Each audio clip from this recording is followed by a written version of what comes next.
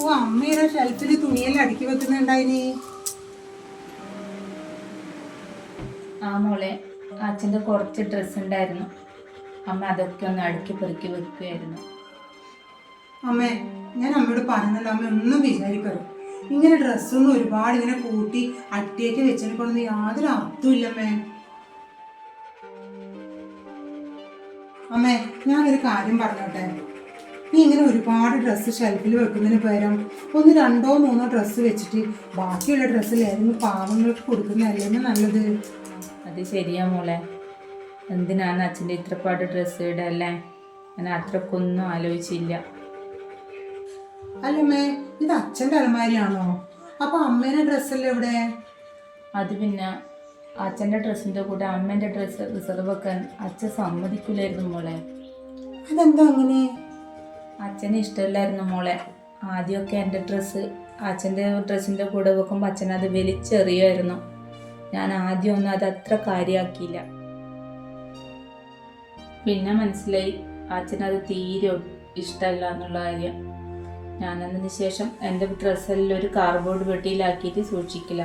അതിപ്പം കട്ടിലിൻ്റെ അടിയിലുണ്ട് മോളെ. ഇപ്പോൾ ഇവിടെ നിന്നൊക്കെ സാധനം വാങ്ങിക്കൊണ്ടിരുന്ന പെട്ടിയില്ലേ, അതിലാണ് എല്ലാം അടുക്കി വെച്ചോണ്ടിരുന്നത്. ഇവിടെ നല്ല നല്ല സാരിയെല്ലാം അതിലുണ്ടായിരുന്നു. എല്ലാം പൂപ്പൊലിട്ടിട്ട് ഇങ്ങനെ പോയി. ആർക്കും കൊടുക്കാൻ പറ്റാത്ത രൂപത്തിൽ വരെ അതായിട്ടുണ്ട്. അങ്ങനെ അത് പോയി മോളെ.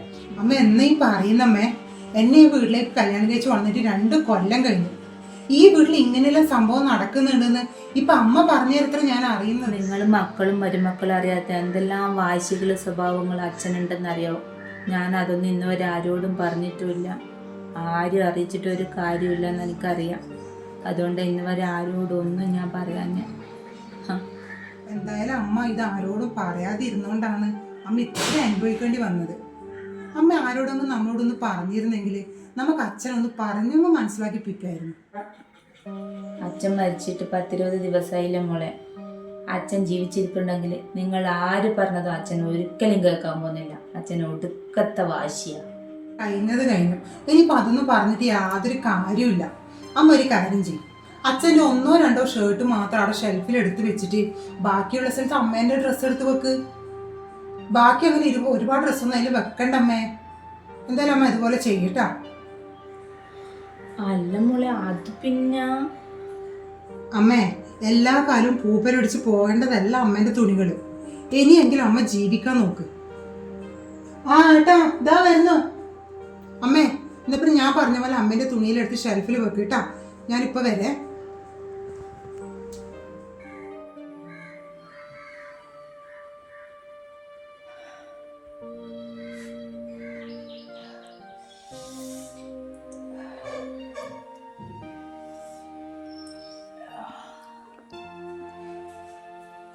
എന്തൊക്കെയമ്മേ, വയ്യേ?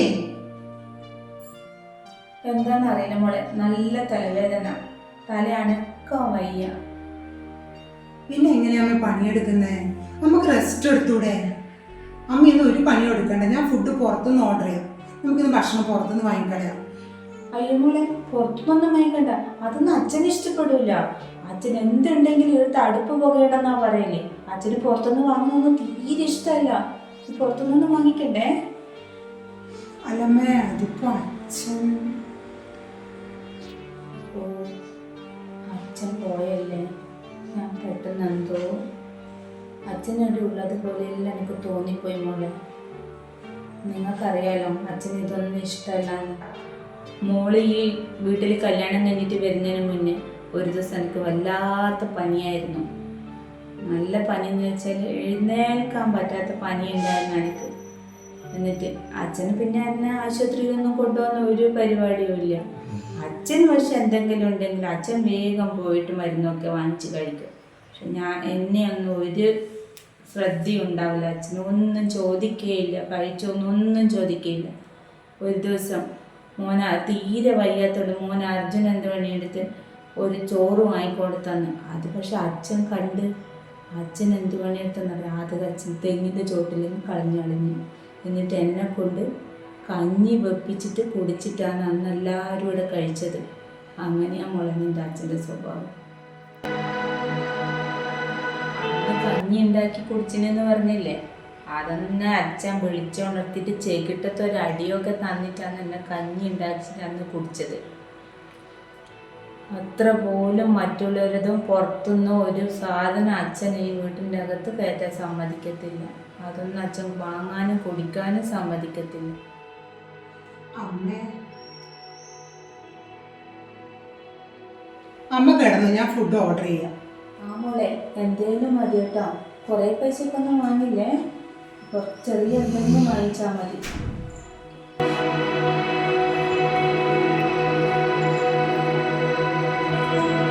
അമ്മ എന്താ നിലത്ത് കിടക്കുന്നേ?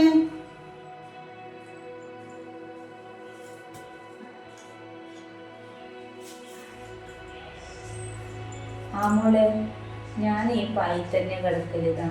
ഇവിടെയാണ് ഞാൻ കിടക്കാറ്. നിങ്ങളത് കാണാത്തോണ്ടാണ് ഞാൻ ഈ പായ ചുറ്റുക കട്ടിൻ്റെ അടിയിലാണ് ഇത് വെക്കാറ്.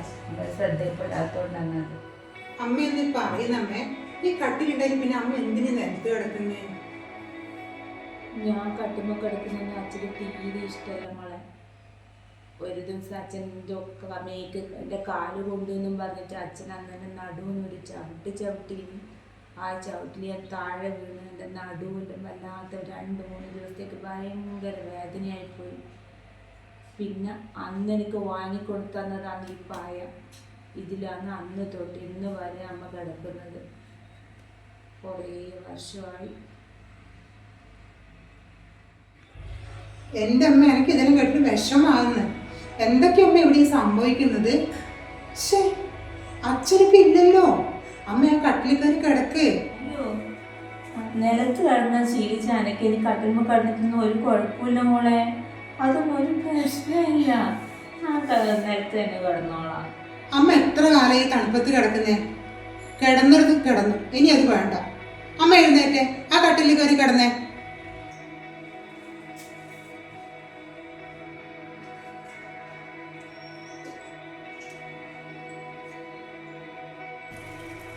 ഇനി ഈ പായനി ഇവിടെ വേണ്ട.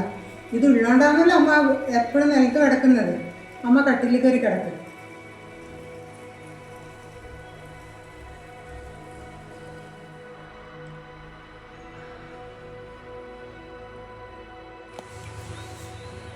ആഹാ, അമ്മ ഇവിടെ ഇരിക്കുമായിരുന്നോ? അമ്മേ, ഞാൻ ഇത് അമ്മക്ക് വേണ്ടി തയ്ച്ചതാ, അമ്മക്കിടാൻ. മോളെ, അമ്മ ചുരിദാർ ഇടല്ലോ, സാരി അല്ലേ ഉടുക്കാറ്? അമ്മേ, അമ്മക്ക് ചുരിദാർ ഇടാൻ എത്രമാത്രം ഇഷ്ടമുണ്ടെന്ന് എനിക്കറിയാം. അച്ഛൻ സമ്മതിക്കാത്തതുകൊണ്ടല്ലേ അമ്മ ഇത്രയും കാലം ചുരിദാർ ഇടാതിരുന്നത്. മോള് പറഞ്ഞതെല്ലാം ശരിയാ. എനിക്ക് ചുരിദാറൊക്കെ ഇടാൻ ഭയങ്കര ഇഷ്ടമായിരുന്നു. അത് പണ്ട്, ഇപ്പോഴല്ല. എൻ്റെ കല്യാണം കഴിഞ്ഞ ആദ്യക്ക് ആ പറഞ്ഞ സ്ഥിതിക്ക് എൻ്റെ വീട്ടിൽ നിന്ന് ഒരു ചുരിദാർ കൊടുത്തു വിട്ടിട്ടുണ്ടായിരുന്നു. പക്ഷെ അത് നിൻ്റെ അച്ഛൻ കത്തിച്ച് കളഞ്ഞു.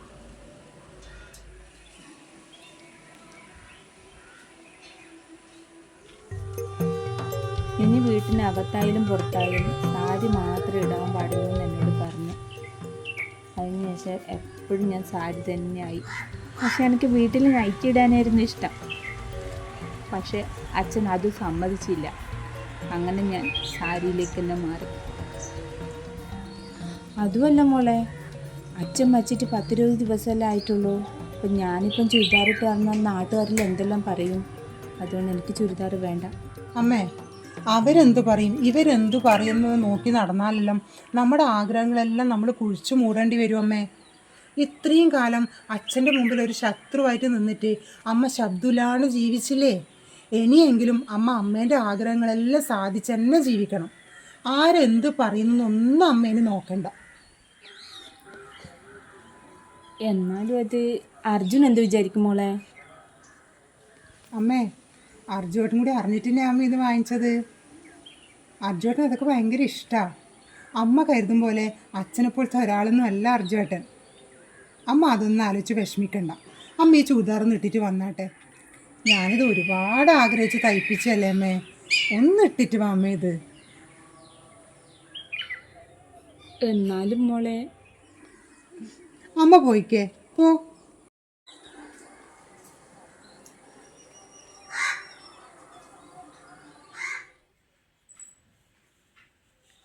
മോളെ,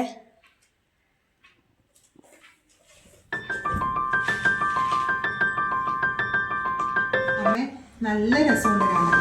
അമ്മയ്ക്ക് നന്നായിട്ട് ചേരുന്നുണ്ട്. അമ്മയുടെ പകുതി പ്രായം കുറഞ്ഞ പോലെയുണ്ട്. നല്ലുണ്ട് അമ്മ കാണാൻ.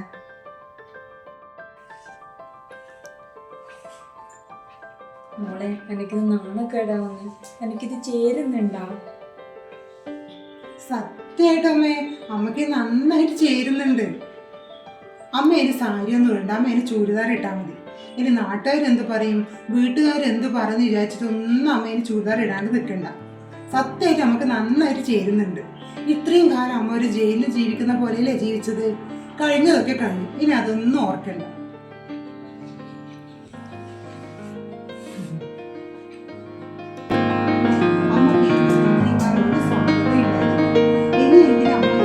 സ്വാതന്ത്ര്യം കൂടി ജീവിക്കണം.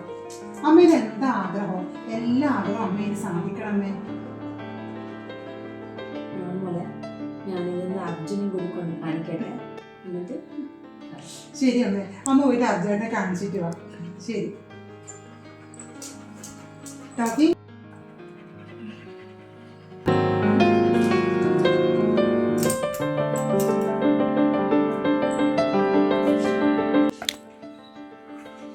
ഇതുപോലുള്ള അമ്മമാർ നമ്മുടെ ഇടയിൽ ഉണ്ടാവും.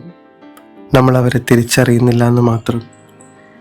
എല്ലാം സഹിച്ചും ക്ഷമിച്ചും സ്വന്തം ആഗ്രഹങ്ങൾ ഉള്ളിലൊതുക്കിയും ജീവിതത്തിൽ കൈകോർത്ത് കൂടെ കൂട്ടിയവൻ്റെ മുമ്പിൽ ഒന്നിനും എതിര് പറയാതെ മരിച്ചു ജീവിക്കേണ്ടവരല്ല നമ്മുടെ അമ്മമാർ. അവരെ നമ്മൾ തിരിച്ചറിയണം, കൂടെ ചേർത്ത് പിടിക്കണം. അപ്പോൾ ആ അമ്മമാരിൽ നിന്നും കിട്ടുന്ന സ്നേഹത്തിനും സന്തോഷത്തിനും പകരം വയ്ക്കാൻ വേറൊന്നും ഈ ലോകത്തുണ്ടാവുകയില്ല. വീഡിയോ ഇഷ്ടമായെങ്കിൽ ലൈക്ക് ചെയ്യാനും സബ്സ്ക്രൈബ് ചെയ്യാനും മറക്കല്ലേ.